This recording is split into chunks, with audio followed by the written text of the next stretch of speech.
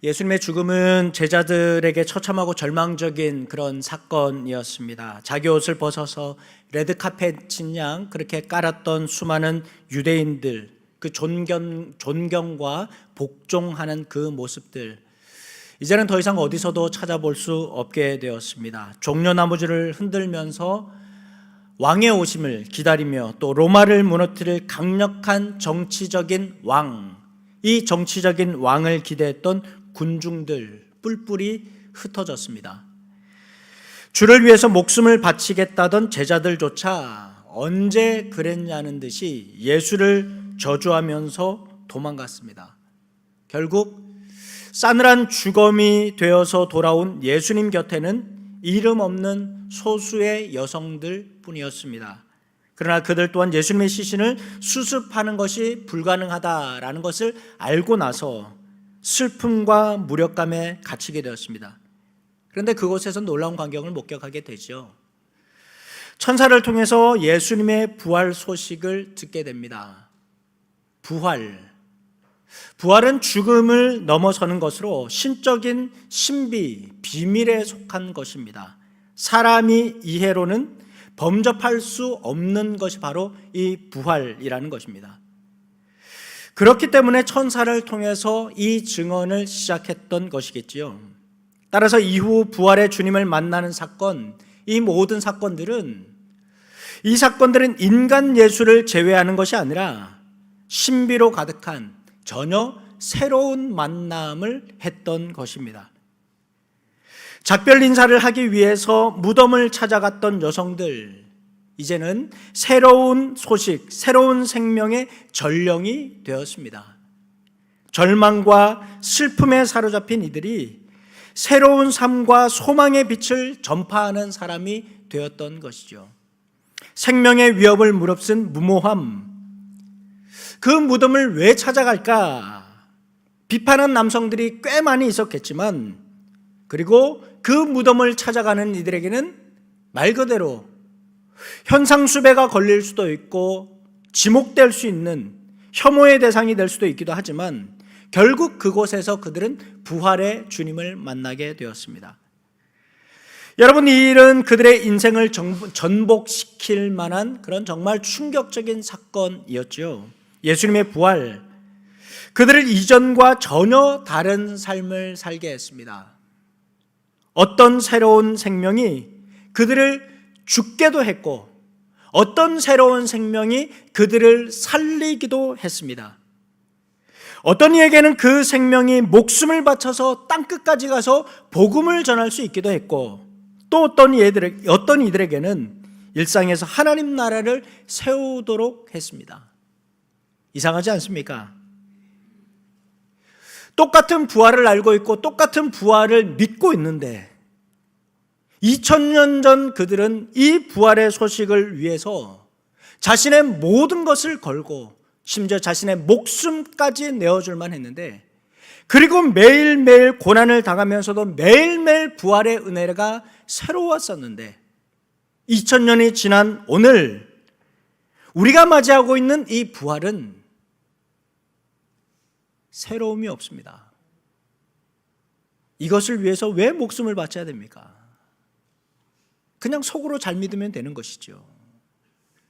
무엇이 다른 것일까요? 그들이 알고 믿었던 부활과 오늘 우리가 알고 있는 부활은 무엇이 다른 것일까요?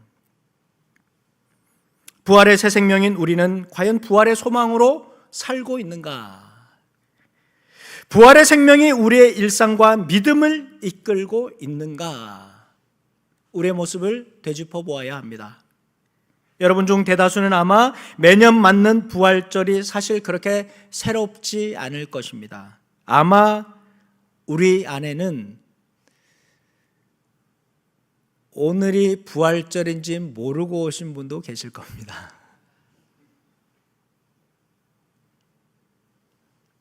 어제 교회에서 보낸 문자 메시지를 보고 아이쿠야, 내일 부활절이구나. 한 주간 많이 바쁘셨죠? 부활, 나중에 죽으면 다시 살겠지. 먼 나라 이야기, 남의 이야기 같을 것입니다. 그러나 하나님은 우리가 막연히 죽음 너머의 부활을 믿는다 말로만 할 것이 아니라 이 땅에서 부활 신앙으로 새롭게 살아가길 원하십니다. 어제와 같은 믿음 생활, 새로움을 잃어버린 일상을 살면서 주님의 죽으심과 다시 사심을 머리로만 이해하고 부활절 감사 헌금 드리는 정도로만 끝난다면 여러분, 이건 부활신앙 아닙니다. 그냥 종교적인 교리만 믿을 뿐입니다. 사순절 고난주간을 맞아서 데코레이션을 멋있게 이렇게 했습니다. 기도회 때도 말씀드린 것처럼 제 머릿속 아이디어는 딱 거기까지였습니다. 부활절은 현수막 하나로 그냥 해야겠다라고만 생각을 했습니다. 그런데 사순절 고난주간 이 데코레이션 앞에서 많은 분들이 사진도 찍고 카카오톡 프로필 사진조차 바꾸고 이런 분들이 우리 교인들 중에서 좀 계셨습니다. 제가 그거 보면서, 그리고 어떤 분들이 제가 의도하지 않은 해석까지도 이걸 보면서 막 해석을 하시는 거예요. 이거 큰일 났다 싶어가지고 또 급하게 그럼 부활절은 뭘 해야 되나 생각을 했습니다. 부활절 데코레이션을 부탁하면서 우리 최 목사님 또 저희 아내가 이제 둘이서 이걸 했는데요. 제가 강조했던 것이 있습니다. 빈 무덤이어야 된다. 이번 컨셉은 빈 무덤이다. 그래서 이게 무덤을 형상화하고 중간에 비어있다라는 걸 좀 보이려고 했습니다. 아울러 아까 누가 그래도 저 항아리를 왜 눕혀놨냐고 세워놔야지. 빈 무덤을 저걸로 좀 보이고 싶었습니다. 아실런지 모르겠지만 십자가 앞에 있는 이 가지는 금요일에는 꽃이 없는 마른 가지뿐이었었는데 오늘은 여기에 백합을 이렇게 꽂아 놓았습니다. 이렇게 데코한 이유는 사순절 고난주간을 지나는 동안 제 마음속에 한 말씀이 사순절 내내 저 내면을 울리고 머릿속에 맴돌았기 때문입니다. 어찌하여 살아있는 자를 죽은 자들 가운데서 찾느냐? 어찌하여 살아있는 자를 죽은 자 가운데서 찾느냐? 여러분의 믿음은 어제까지 지나간 시간 붙들고 오늘도 새로운 날을 맞았지만 어제를 뒤적뒤적하고 있지는 않습니까? 내가 과거에 이렇게 예수 믿었지, 옛날에 이런 거 했었었지, 나도 한때는 부활절에 저 앞에서 칸타타 찬양하면서 노래했었지, 한 걸음도 나가지 못하고 어제의 상처, 어제의 시험에 빠져서 오늘이라는 새로운 날, 주님께서 부활하신 이 날을 어제처럼 어둠에 잠긴 채 살아가고 있지는 않습니까? 주님은 이미 부활하셔서 어제와 전혀 다른 모습으로 내 앞에 서 있는데 예수님의 제자들은 부활하신 예수님 알아보지 못했습니다. 여러분은 어제 어둠 속에서 헤어나지 못하며 부활절 아침 이곳에서 예배하고 있지만 여전히 그 어둠 속을 헤매고 있지는 않습니까? 7절에 말씀하죠. 이르시기를 인자가 죄인의 손에 넘겨져 십자가에 못 박히고 제3일에 다시 살아나야 하리라 하셨느니라. 여러분, 이 7절 말씀 중에서 가장 중요한 말씀은 가장 앞에 있는 이르시기를 이라는 말씀입니다. 이르시기를. 주님은 수차례나 죽음과 부활을 예고하셨습니다. 그런데 사람들은 어제 죽음 앞에 꼬꾸라져서 주님이 다시 살아나리라 하신 그 말씀 기억하지 못했습니다. 잊고 있었습니다. 부활의 아침을 캄캄한 어두움 속에서 맞이하였던 것입니다. 8절, 그들이 예수의 말씀을 기억하고 무덤에서 돌아가. 그렇습니다. 더 이상 빈 무덤에서 울고 있지 말고 오늘 새로운 날 주신 여러분의 일상을 살아가시기 바랍니다. 빈 무덤에 있지 말고 여러분의 일상으로 돌아가십시오. 빈 무덤에서 무엇을 찾고 있습니까? 이미 끝나버린 날을 가지고 무엇을 붙들고 있습니까? 우리가 지난 금요일 기도회 때 이번 일주일 고난주간 기도회 가운데 금요일이 아마 가장 은혜롭고 많이 또 울고 기도하셨던 것 같습니다. 울며 부르짖었던 것처럼 여러분, 우리 안에 영적인 매너리즘에 빠져서 어제와 같은 오늘을 살고 있는 분들 계신다면 여러분 깨어나십시오. 부활은 어제와 다른 것입니다. 부활은 알고 있는 것이 아닙니다. 부활은 다시 살아나는 정도가 아닙니다. 이것에다 목숨을 걸 수 있을 만한 정말 새로움이 우리 안에서 다시 살아나는 것입니다. 혹시라도 이 안에 시험에 빠진 분들이 있다면 여러분 잘 생각해 보십시오. 여러분을 시험에 빠지게 한 것, 여러분을 시험에 들게 한 것이 여러분의 우상은 아닌지, 하나님은 이미 새날을 주시고 예수께서 다시 부활하셨는데 여전히 어제의 우상만 붙들고서 시험에 빠져 있는 것은 아닌지 스스로 돌아보시기 바랍니다. 어찌하여 살아있는 자를 죽은 자 가운데서 찾느냐. 빈 무덤의 어둠 속에 계시고 있다면 여러분 얼른 헤어나시기 바랍니다. 이번 사순절 6주 동안 그리고 고난주간 5일 설교를 하면서 우리의 삶과 일상에 대해서 말씀을 나누었습니다. 우리는 흙에서 왔다. 그리고 결국 흙으로 돌아갈 존재들이지만 하나님의 형상으로 지음받았기 때문에 이 땅에서 사는 동안 사랑하며 살아가야 되고 그리고 평화를 일구며 살아야 된다 말씀 전했습니다. 그런가 하면 믿음 생활을 혼자 하는 것이 아니라 우리가 서로 교제해야지 혼자 예배드리고 혼자 기도하고 혼자 찬양하고 혼자 자기 감격에만 빠져 살지 말고 믿음의 팀 플레이를 하시라 말씀드렸습니다. 사람을 환대하는 것, 장애가 있다고 약하다고 여성이라고 외국인이라고 가난하다고 병들었다고 차별하는 것이 아니라 십자가의 향기가 밴 그 십자가의 길, 향기 가득한 십자가의 길 걸으라 강조했습니다. 그러나 여러분 들을 때는 우리가 아멘 아멘 하지요. 매일 이런 실천을 하며 여러분의 신앙을 갱신하고 계십니까? 부활은 새로움입니다. 어제와 다른 것입니다. 작년과 다른 것입니다.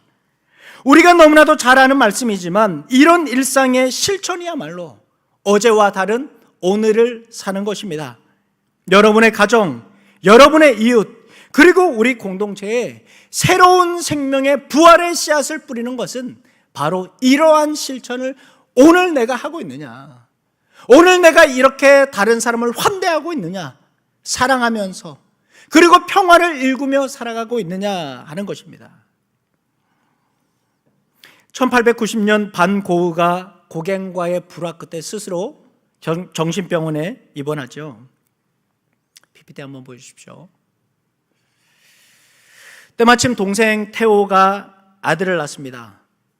그리고 조카를 위해서 이 그림을 그립니다.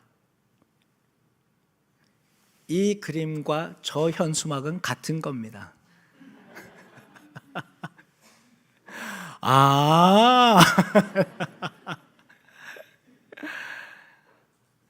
일부러 이번 부활절 현수막을 고흐의 그림을 가지고 만들었는데요. 아몬드 꽃입니다. 아몬드 꽃은 추운 겨울의 끝에 봄의 시작을 알리면서 가장 먼저 피는 꽃입니다. 어떻게 보면 겨울에 피는 꽃이다, 늦겨울에 피는 꽃이다 라고도 말할 수 있을 겁니다.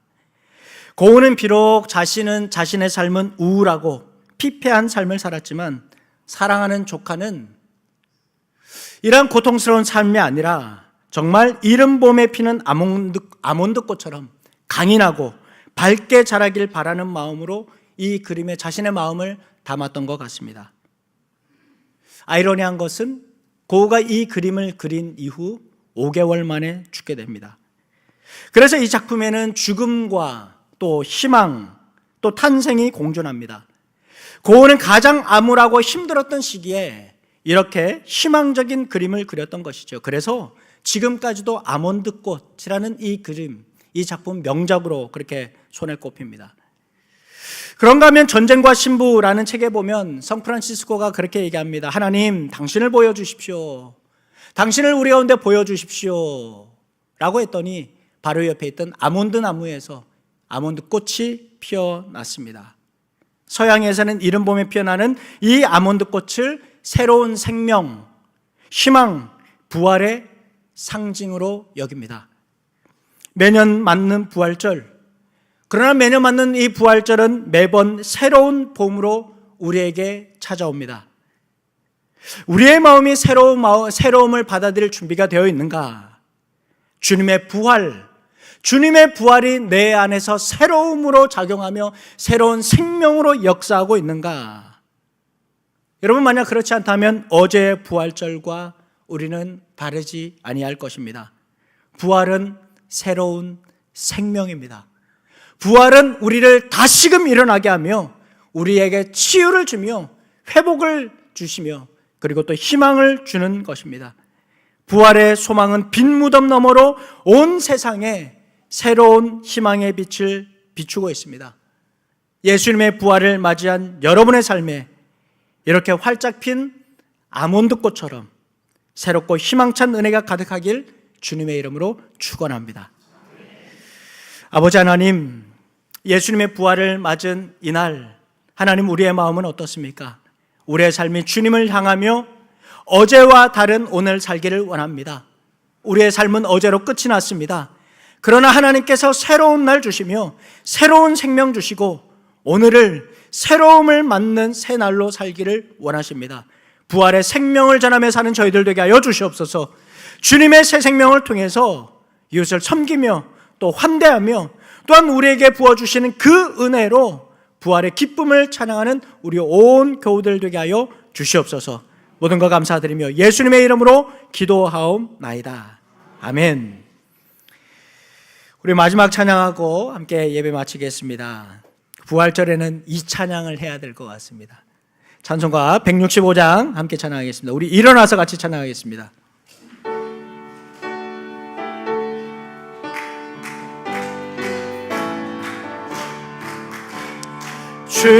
주님께 영광, 다시 사신 주, 사망 권세 모두 이기시었네.